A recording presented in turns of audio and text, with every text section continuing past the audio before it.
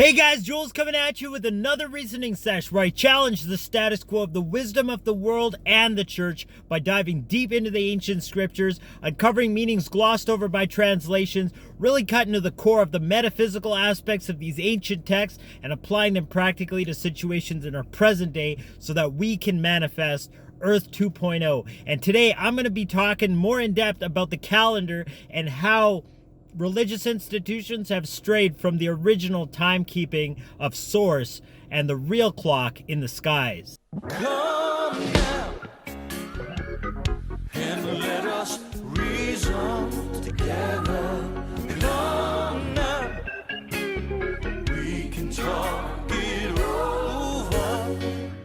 But before I begin, I gotta say, if you like these videos, give it a thumbs up and hit subscribe, because as you stick with these videos, more and more information is coming out, and when you fit all of those pieces together, you see the bigger picture and really step up into that full potential of manifesting your best life yet. But with that being said, I'm just gonna jump right into it.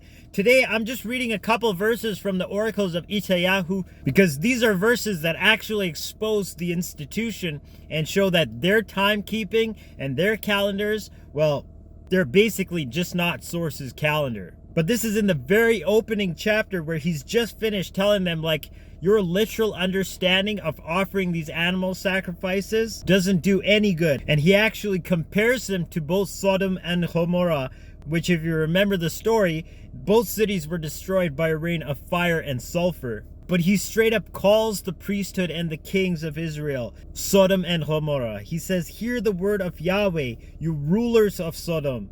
Give ear unto the law of our God, you people of Gomorrah. To what purpose is the multitude of your sacrifices unto me, says Yahweh? I am full of the burnt offerings of rams and the fat of fed beasts, and I delight not in the blood of bullocks or of lambs or of he-goats." Right? He's saying straight up, I do not delight in this kind of stuff.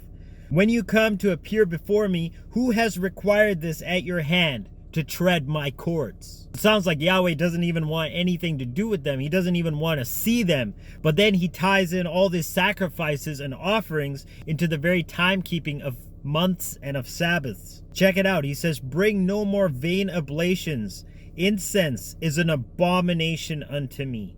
The new moons and Sabbaths, the calling of assemblies, I cannot away with. It is iniquity.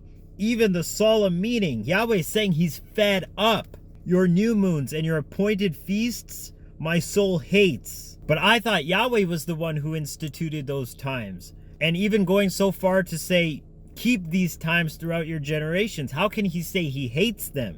But he goes on to say, "They are a trouble unto me. I am weary to bear them." You know, this is the same reprobation that Irmiah or Jeremiah gives in his day, which actually was just before the exile and the decimation of the kingdom of Judah. "To what purpose comes there to me incense from Sheba?" This again is Yahweh talking. "And the sweet cane from a far country.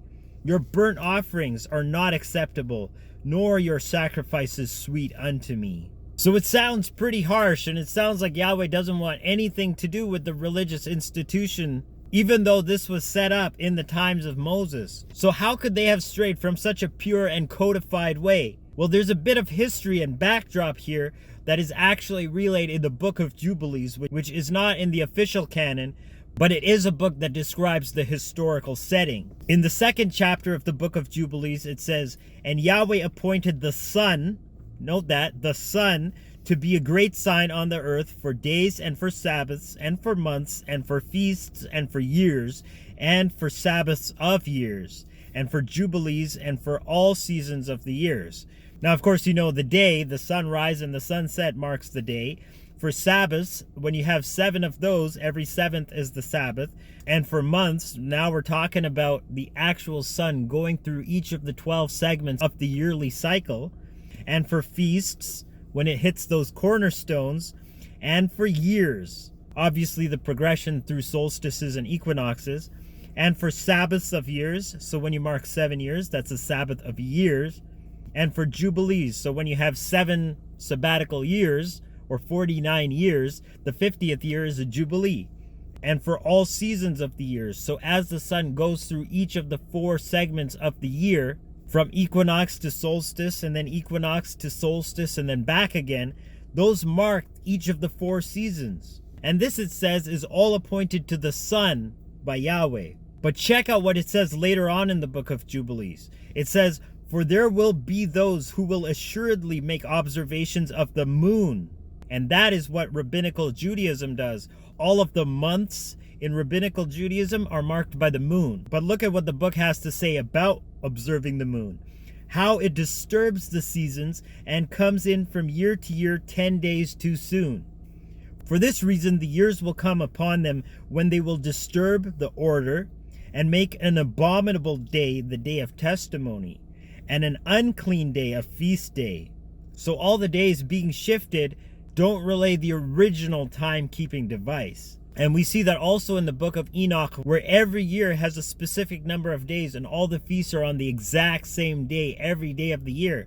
But when we look at the rabbinical calendar, the days shift because they're going by the moon. And while they still make sure that, Passover is in the spring because of that equinox, they're still shifting and adding leap months and all of that stuff, which was not in the original calendar given to Enoch. And literally just looking up at the sky, you can see this. But it's a way to keep the masses subordinate and not really knowing the true calendar, because the true calendar is easy. It's basic. It's just the way it is. And all people have the potential of understanding it. But once all these days have shifted, look at what it goes on to say. "And they will confound all the days, the holy with the unclean, and the unclean day with the holy. For they will go wrong as to the months and Sabbaths and feasts and jubilees." And there's been a lot of research on this topic as to how the rabbinical calendar is just off. If you want to know more about this topic, I recommend the book The 3 Temples by Rachel Elior, and especially the 5th chapter, which is called The Sin of the Watchers and the Lunar Calendar. It outlines all of how Rabbinical Judaism has strayed from the original timekeeping given to Moses. And of course, before that, they had the Enochian calendar. But this is exactly what's come through in my revelation. All of the calendars are completely arbitrary, and of course I'm coming at it from the perspective of the Gregorian calendar, just realizing that none of the beginning days of the months, none of the holidays, none of any of that really lines up with any really specific sign in the sky, except for the kingdom of darkness to harness our energy. And once we step into understanding the true calendar, we're going to really be able to step forward and shake those shackles off of the mind control that they've had on us. Because when they can control the time that we experience life through, everything that unfolds in that time is basically off and arbitrary and all of that. And like I said in a previous video, there is the calendar of the kingdom of darkness, because they know the real times. But when people are shaking the shackles off of the Gregorian calendar and all of this, that's the first thing they find. But they don't realize that they're falling into a trap set by the kingdom of darkness. So we got to go by the real clock in the sky, which is literally just watching the constellations. And as the sun enters each of those quarters, and as the sun crosses those 4 cornerstones and each of the 12 foundations, that's the true calendar. And I finally got the digitized version of all of the information on how to read the calendar done. So if you like, just send me an email. The link is down in the description. I'll send that off to you free of charge. And the next calendar for next year will be available mid-December. I'm going to be releasing it 7 days before the actual solstice. And all those dates correspond with the calendar. Once you read the write-up, you're going to understand all of that. So if that interests you, check it out. But with that being said, I send all of you peace, shalom, and real understanding of true time, so that we can shake those shackles off and start manifesting on the kingdom of heaven's time scale. I love you guys from the bottom of my heart. I'll check you in a future reasoning sesh. Joel signing out once again. Agape, Salaam, Namaste, Shalom.